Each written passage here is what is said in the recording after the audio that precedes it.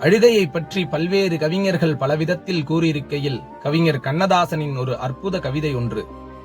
தொழுகையில் தொடங்கி அந்த தொடர்ச்சியின் ரசத்தில் ஒன்றாம் அழுகையை பற்றி பாடும் அருகதை எமக்கே உண்டு. நன்றாய் அழுதவன் ஆதலாலே அனுபவம் அதிகம் இங்கே.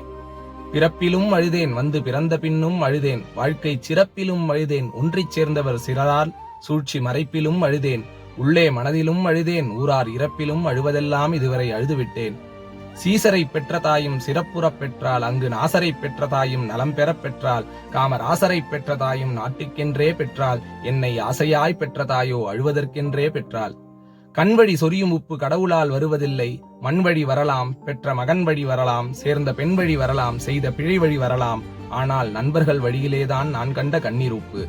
தொட்ட பின்பு பாம்பு என்றும் சுட்ட பின்பு நெருப்பு என்றும் பட்ட பின்பு உணர்வதே என் பழக்கமென்றான பின்பு, கெட்டவன் அழுகைதானே இனி கெடுவதை நிறுத்த வேண்டும், பட்டபின் திரள்தானே பட்டினத்தார்கள் வாழ்வு.